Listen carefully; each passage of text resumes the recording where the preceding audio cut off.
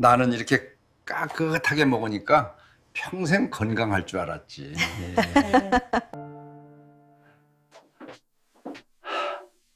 왜 이렇게 다리가 무겁지?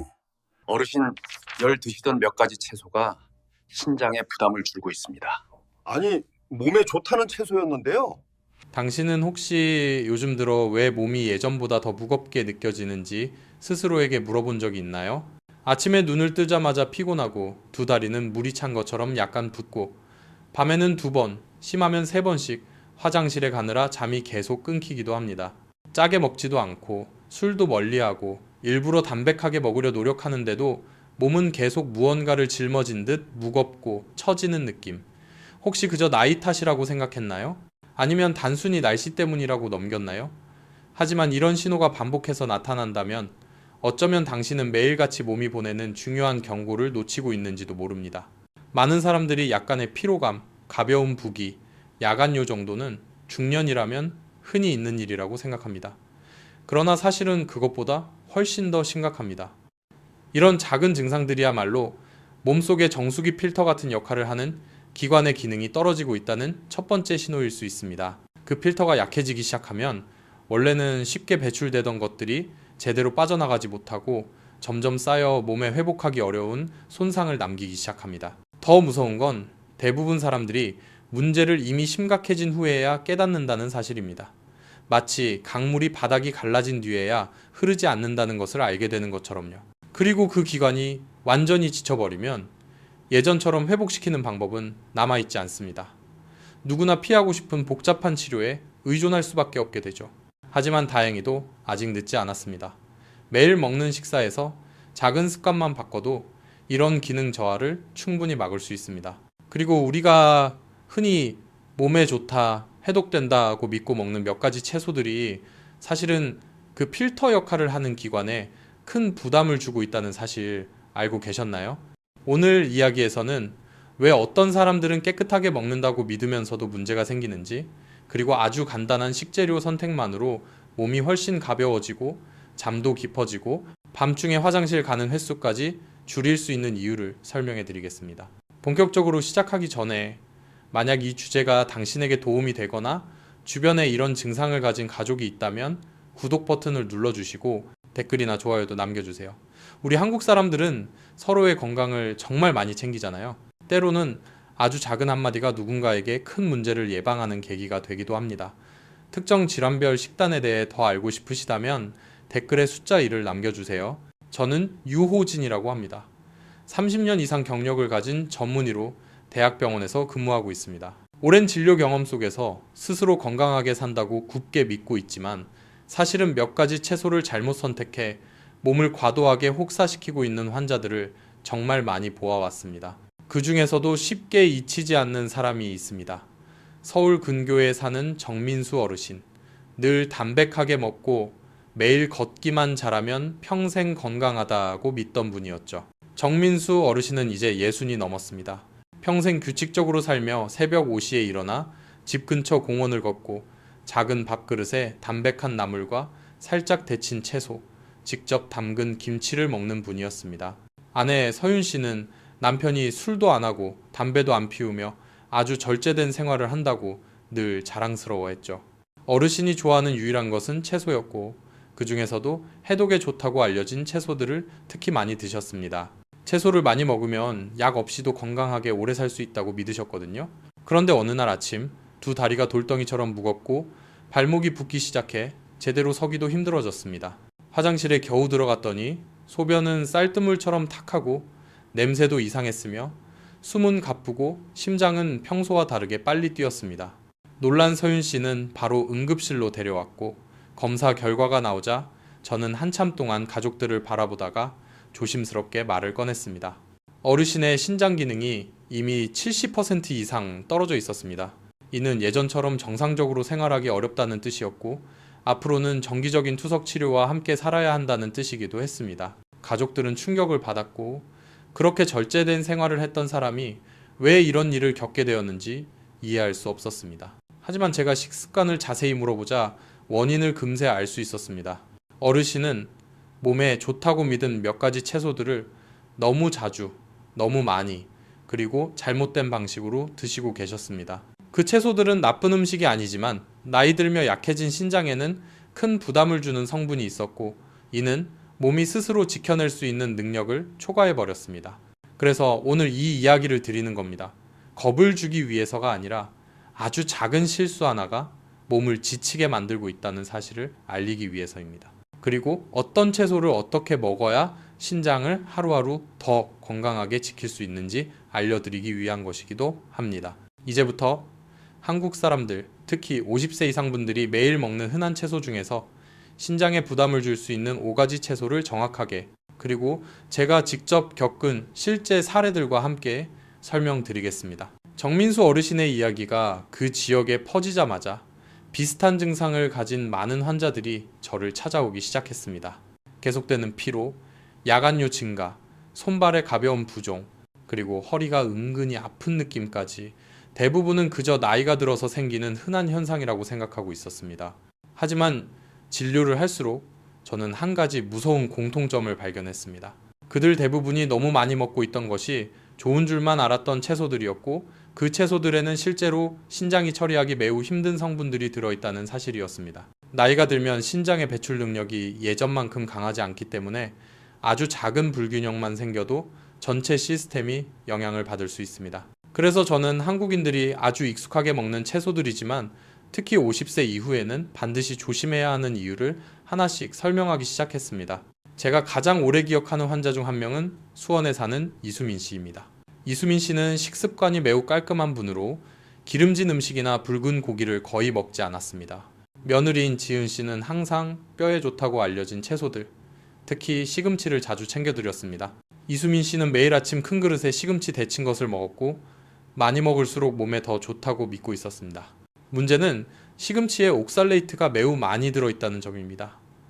옥살레이트는 몸속의 칼슘과 만나면 딱딱한 결정체, 즉 신장 결석을 만들어냅니다. 젊을 때는 그 조각들을 쉽게 배출하지만 신장이 약해지면 그 결정들이 소변길에 조금씩 달라붙기 시작합니다. 약 8개월 동안 시금치를 매일 먹은 뒤 이수민 씨는 허리 통증, 배뇨시 따가움, 그리고 간헐적인 극심한 복통을 느끼기 시작했습니다. CT와 검사 결과 신장 안에 작은 결석 2개가 이미 형성돼 있었고 크레아티닌 수치도 상승해 신장이 큰 부담을 받고 있었습니다. 제가 본인이 믿고 먹던 그 채소가 원인이었다고 설명드리자 이수민 씨는 눈물을 흘리며 이렇게 물었습니다. 그럼 채소도 많이 먹으면 안 되는 건가요? 저는 그저 아무리 좋은 것도 제대로 먹어야 한다고 말할 수밖에 없었습니다. 시금치가 나쁜 채소는 아니지만 자주 먹고 제대로 처리하지 않으면 신장에 큰 부담이 될 수 있습니다. 또 다른 사례는 광주에 사는 65세 김태현 씨입니다. 김태현 씨는 각종 디톡스 유행을 따라하는 것을 좋아했고 특히 채소 스무디를 즐겨 마셨습니다. 주변 사람들이 매일 아침 케일 스무디 한 잔이면 몸이 깨끗해지고 살도 빠지며 피부도 좋아진다고 하자 그는 곧바로 3개월 동안 꾸준히 마시기 시작했습니다. 하지만 케일에는 칼륨 포타슘이 매우 많이 들어있습니다. 젊고 신장이 건강한 사람은 여분의 칼륨을 쉽게 배출하지만 50세 이후에는 특히 고혈압이나 초기 당뇨가 있으면 칼륨이 혈액에 쌓이기 쉽게 됩니다. 이 상태가 바로 고칼륨 혈증이고 심장박동에 직접적인 영향을 주는 매우 위험한 상태입니다. 어느 날 오후 김태현 씨는 갑자기 어지럽고 심장이 불규칙하게 뛰며 온몸에서 식은땀이 흘렀습니다. 가족들은 급히 병원으로 그를 데려왔고 검사 결과 그의 칼륨 수치는 안전 수치를 훌쩍 넘고 있었습니다. 몇 시간만 늦었어도 심각한 부정맥이 생겨 생명이 위험할 수도 있었습니다. 제가 최근 무엇을 먹었는지 물었을 때 그는 매우 자신 있게 말했습니다. 저는 케일 주스만 마셨는데요. 아주 건강한 건데 왜요? 하지만 그가 건강하다고 믿었던 바로 그 습관이 그의 생명을 위협한 것이었습니다. 또 다른 환자는 강원 산골에 사는 72세 최용호 어르신입니다. 그는 매일 저녁 시래기국을 먹는 것이 습관이었습니다. 어린 시절의 기억이 담긴 소박하고 따뜻한 음식이었죠.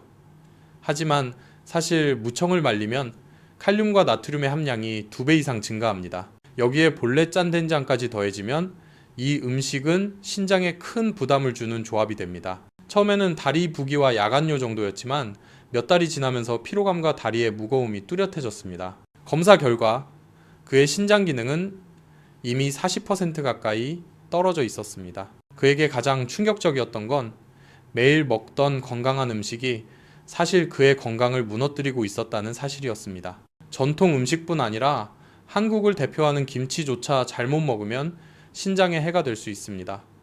70세 박금자 씨는 묵은지를 데쳐 먹었습니다. 가족들은 이렇게 하면 짠맛과 신맛이 덜해 안전하다고 생각했습니다. 하지만 오래 발효된 김치에는 니트라이트가 생성되며 데친다고 해서 이것이 제거되는 것은 아닙니다. 니트라이트는 몸속에 들어가면 신장의 여과막을 손상시킬 수 있는 형태로 변합니다. 박금자 씨는 밤에 자주 깨고 피부가 칙칙해지며 불면증까지 찾아왔습니다. 검사해보니 초기 신부전의 징후가 있었습니다. 가족들은 매일 먹던 김치가 원인이라는 사실에 크게 놀랐습니다. 마지막 사례는 부산에 사는 59세 김미경 씨입니다.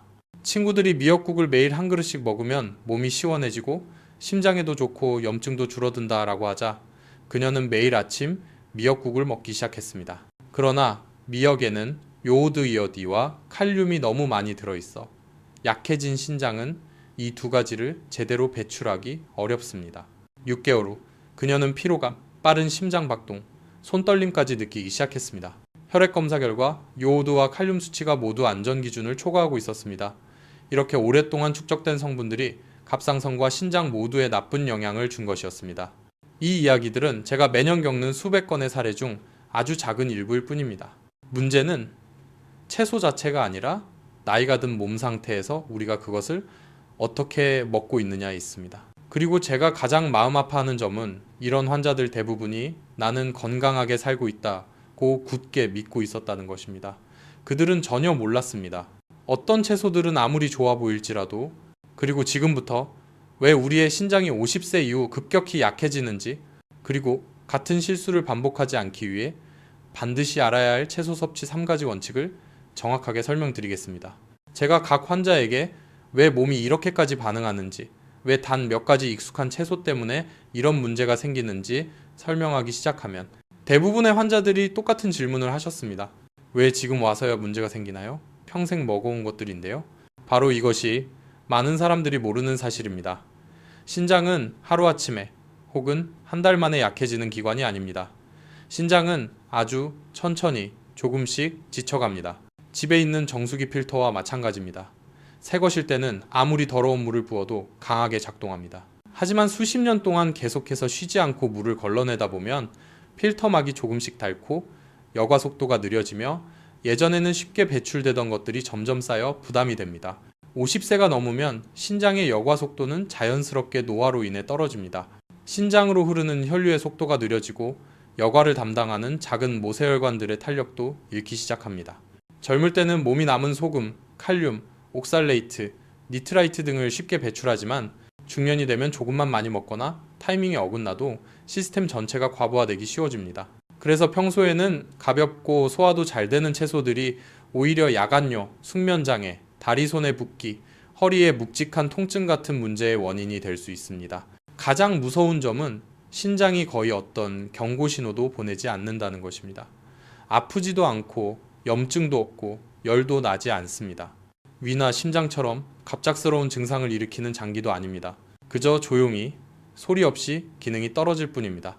그리고 눈에 보이는 증상이 나타났을 때는 이미 50% 이상 손상된 경우가 많습니다. 한 어르신에게 신장이 이미 수년 전부터 손상되고 있었다라고 말씀드렸더니 그는 그저 한숨을 쉬며 말했습니다. 조금만 더 일찍 알았어도 좋았을 텐데. 다른 많은 환자분들도 비슷한 말을 하셨습니다. 각 채소의 작용을 설명할 때 저는 항상 최대한 쉽게 풀어 설명합니다. 예를 들면 시금치 속에 옥살레이트. 너무 많이 먹으면 옥살레이트가 몸속의 칼슘과 만나 뾰족한 결정체가 됩니다. 신장이 건강하면 그 조각들이 쉽게 흘러나가지만 신장이 약해지면 그 조각들이 소변길에 붙어 점점 큰 결석으로 자랍니다. 결정이 날카로울수록 손상은 심해지고 허리가 아프거나 배뇨 시 통증을 느끼며 때로는 소변에 피가 섞여도 원인을 모르는 경우가 많습니다. 케일이나 시래기에 들어있는 칼륨은 또 다른 문제를 일으킵니다. 칼륨은 반드시 필요한 미네랄이지만 너무 많으면 심장의 전기 신호를 흐트러뜨립니다. 젊은 사람은 배출되지만 나이 들면 그렇지 않습니다. 그래서 두근거림, 심박수 증가, 어지러움, 심하면 실신까지 나타납니다. 이는 채소가 나빠서가 아니라 신장이 더 이상 그 많은 미네랄을 처리할 힘이 없기 때문입니다. 묵은지속 니트라이트는 신장의 여과막을 손상시킵니다. 이 여과막은 아주 미세한 채처럼 독소를 걸러내는 역할을 하는데 니트라이트가 오래 축적되면 그 채가 찢어집니다. 그렇게 되면 독소가 걸러지지 않고 혈액으로 다시 돌아가 버립니다. 이 때문에 몸이 무겁고 낮에는 졸린데 밤에는 깊이 자지 못하게 됩니다. 시래기국이나 미역국의 소금은 또 다른 문제를 추가합니다. 소금은 체내 수분을 붙잡아 두기 때문에 신장이 더 많이 필터링해야 합니다. 여기에 칼륨이나 니트라이트까지 함께 들어오면 신장은 걷기만 해도 힘든 상태에서 마라톤을 강요받는 셈입니다. 이러한 기전을 잘 알고 있기에 저는 모든 환자들에게 50세 이후에는 채소를 많이 먹는 것이 아니라 어떤 걸, 어떻게, 언제 먹는지가 더 중요하다고 강조합니다. 그래서 저는 누구나 당장 오늘부터 실천할 수 있는 3가지 원칙을 자주 이야기합니다. 첫 번째 원칙은 올바른 채소 고르기입니다. 모든 채소가 노년층에게 적합한 것은 아닙니다. 옥살레이트나 칼륨이 높은 채소는 적당히 먹어야 합니다. 대신 애호박, 가지, 어린 배추, 무, 깻잎처럼 신장의 부담이 적은 채소를 우선 선택하는 것이 좋습니다. 이 채소들은 소화가 편할 뿐 아니라 독소 배출도 더 부드럽게 도와주어 수십 년간 쉬지 않고 일해온 신장의 부담을 덜어줍니다. 두 번째 원칙은 올바르게 조리하기입니다. 옥살레이트나 칼륨이 많은 채소는 반드시 끓는 물에 한 번 데쳐 잔여 미네랄을 줄여야 합니다. 무엇보다 중요한 점은 채소 삶은 물이나 국물은 절대 마시지 않는 것입니다. 많은 사람들이 국물이 건강하다고 생각하지만 사실 그 국물에 옥살레이트, 칼륨, 니트라이트가 가장 진하게 녹아 있습니다. 그래서 신장은 2배로 힘들어집니다. 또한 생채소를 갈아 마시는 행동은 절대 피해야 합니다. 케일이나 시금치를 갈아 만든 단 한 컵의 주스는 평소보다 몇 배 더 많은 미네랄을 한 번에 섭취하는 것이고 신장은 그것을 전혀 감당할 수 없습니다. 젊을 때는 괜찮아도 나이가 들면 전혀 다릅니다. 세 번째 원칙은 올바른 시간에 먹기입니다. 신장은 낮 동안 활동이 가장 활발하고 밤에는 기능이 떨어집니다. 신장에 부담을 주는 채소를 저녁에 먹으면 밤새 여러 번 화장실에 가게 되고 깊은 잠을 못 자며 신장은 쉬지도 못합니다. 따라서 채소를 먹기 가장 좋은 시간은 점심입니다. 저녁에는 아주 가벼운 채소를 아주 싱겁게 먹어 신장이 하루의 피로를 풀 수 있게 해야 합니다. 이 원칙들을 설명하면 많은 환자들이 신장도 쉬어야 한다는 걸 한 번도 생각해 본 적 없다라고 말씀하십니다. 하지만 신장은 24시간 내내 꺼지지 않는 기관입니다. 밤에 많이 먹고 많이 마시면 신장은 밤새도록 계속 일해야 합니다. 그래서 야간뇨가 생기고 수면의 질이 떨어지고 다음날 아침 피곤해지는 것입니다. 한 할머니는 3가지 원칙을 단 2주만 적용해도 숙면을 하고 아침에 다리가 가볍다고 말했습니다. 그분은 이렇게 이야기했습니다. 맞게 먹기만 해도 몸이 바로 반응하네요. 몸이 금방 고마워하더라고요. 그리고 마지막으로 저는 신장에 정말 좋은 5가지 채소, 즉 자주 먹어도 신장에 부담이 거의 없는 채소들을 알려드릴 겁니다. 수백 명의 환자에게 추천해왔고 대부분이 몇 주 만에 확실한 변화를 느꼈던 채소들입니다. 마지막에는 신장을 매일 지키기 위한 가장 중요한 생활 습관까지 정리해서 안내해드리겠습니다. 제가 50세 이후 신장을 보호하기 위해 꼭 줄여야 할 5가지 채소를 설명했을 때 많은 환자들이 바로 이렇게 물었습니다. 그럼 결국 우리는 뭘 먹어야 하나요? 선생님? 이 질문은 정말 중요합니다. 목적은 무조건 금지하는 것이 아니라 몸을 가볍게 하고 신장이 제대로 쉴 수 있게 돕는 데 있기 때문입니다. 다행히도 한국 음식 문화에는 신장에 부담을 주지 않으면서도 오히려 도움을 주는 채소들이 많습니다. 이 채소들은 마치 온순한 친구들처럼 신장을 힘들게 하지 않고 오히려 체내의 여분의 수분을 빼주고 압력을 낮추며 밤에 더 깊은 잠을 잘 수 있도록 도와줍니다. 제가 가장 먼저 소개하는 채소는 바로 애호박, 한국의 푸토박입니다. 이 채소는 90% 이상이 수분으로 이루어져 있으면서도 몸이 자연스럽게 독소를 배출하도록 돕는 미네랄이 들어있습니다. 가벼운 부종이나 야간뇨가 있는 환자분들이 일주일에 몇 번 점심에 애호박을 추가하면 금방 몸이 편안해졌다고 말합니다. 인천의 60대 남성 환자 한 분도 제가 권한 대로 일주일에 2번 애호박국을 드신 뒤 한 달 만에 잠이 훨씬 깊어지고 아침에 다리가 무겁지 않다라고 말씀하셨습니다. 애호박은 아주 간단하게 조리할 수 있습니다. 다진 고기를 조금 넣어 국으로 끓이거나 식용유 약간 두르고 가볍게 볶으면 됩니다. 중요한 것은 국간장, 소금, 된장을 너무 많이 넣지 않는 것입니다. 짠맛은 신장에 부담을 주고 애호박 자체의 단맛만으로도 충분히 부드럽고 따뜻한 요리가 됩니다. 두 번째로 강조하고 싶은 채소는 가지입니다. 많은 한국인들이 가지를 별로 좋아하지 않는 이유가 너무 물렁거리거나 맛이 약하다고 생각하기 때문입니다. 하지만 바로 그 부드러움이 신장에게는 큰 도움이 됩니다. 가지에는 작은 신장, 모세혈관을 보호하는 항산화 물질이 풍부합니다. 나이가 들수록 이 작은 혈관들은 손상되기 쉬워지기 때문에 그것을 보호해주는 가지 같은 음식이 매우 중요합니다. 부산의 한 환자는 매일 밤 3, 4번씩 화장실을 갔었는데 제가 가지를 일주일에 3번 찜으로 드시라고 하자 한 달 후에 전화가 와서 집안 모두가 놀랄 정도로 밤에 깊이 잔다며 고마워했습니다. 가지는 간단히 생강 몇 조각과 함께 찌거나 살짝 볶은 뒤 약간의 간장에 찍어 먹으면 됩니다. 복잡할 필요 없이 규칙적으로 먹는 것이 핵심입니다. 세 번째는 어린 배추, 즉 어린 배추 잎입니다. 나이가 들면 소화가 약해지고 속이 더부룩하거나 열이 오르는 경우가 많습니다. 이럴 때 가장 추천하는 채소가 바로 어린 배추입니다. 어린 배추에는 수용성 식이섬유가 풍부해 장 속의 독소를 흡수하고 간과 신장의 부담을 줄여줍니다.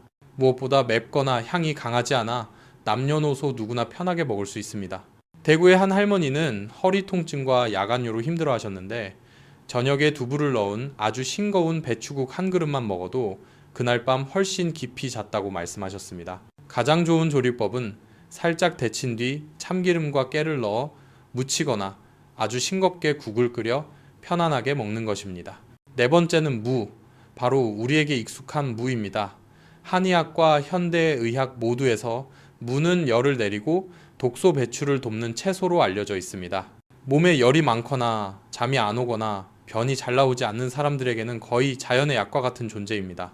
저는 70대 여성 환자 한 분이 몸이 너무 뜨거워서 잠을 못 자던 사례를 기억합니다. 그분에게 일주일에 3번 아주 싱거운 무물이나 무죽을 드시라고 했더니 몇 주 후 잠이 훨씬 잘 오고 몸의 답답함이 사라졌다고 하셨습니다.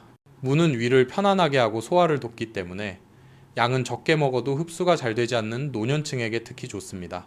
마지막, 그리고 제가 매우 높게 평가하는 채소는 깻잎, 바로 들깨잎입니다. 향도 좋고 먹기도 쉽지만 깻잎에는 자연 항균 성분이 풍부합니다. 소변이 따갑거나 잔염증이 잘 생기는 분들에게 깻잎은 마치 보호막처럼 요로를 편안하게 해줍니다.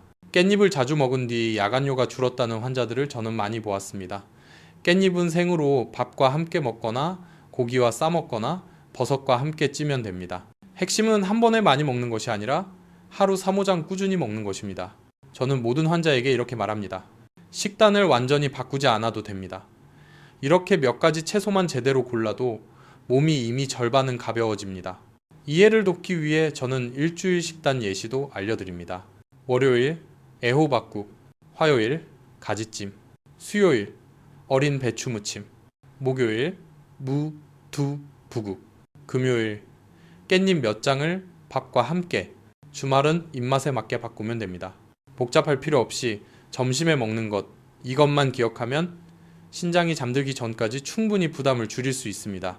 하지만 식습관 외에도 저는 늘 강조하는 것이 있습니다. 신장은 생활습관 전체가 조화롭게 맞춰질 때 비로소 건강해집니다. 너무 오래 참지 않기, 밤에 물을 몰아서 마시지 않기, 매일 가벼운 산책하기, 밤 11시 전에 잠들기, 이런 사소한 것들이 어떤 약보다 강력합니다. 한 어르신은 제 조언을 따른 뒤 삶이 완전히 바뀌었다라고 하셨습니다. 밤에 한 번도 안 깨고 푹 자고 아침에는 정신이 맑고 몸이 몇 살은 젊어진 것 같다고요. 이런 이야기를 들을 때마다 저는 환자들의 삶에 조금이라도 도움이 될 수 있다는 사실에 감사함을 느낍니다. 몇 달 뒤 다시 찾아와 이제 훨씬 건강하다고 말해주는 환자들은 저에게 가장 큰 보람입니다. 여기까지 함께 해주신 여러분께 진심으로 감사드립니다. 건강은 복잡한 비법에서 오는 것이 아니라 매일의 작은 선택에서 시작됩니다. 오늘 제가 나눈 이야기가 당신 혹은 당신의 가족에게 도움이 되어 불필요한 고생을 피하고 더 가볍고 편안한 삶을 살 수 있기를 바랍니다. 이 영상이 도움이 되셨다면 댓글이나 공유도 부탁드립니다. 시간 내어 들어주셔서 감사드리고 다음 영상에서 다시 뵙겠습니다. 늘 건강하고 평안하시길 바랍니다.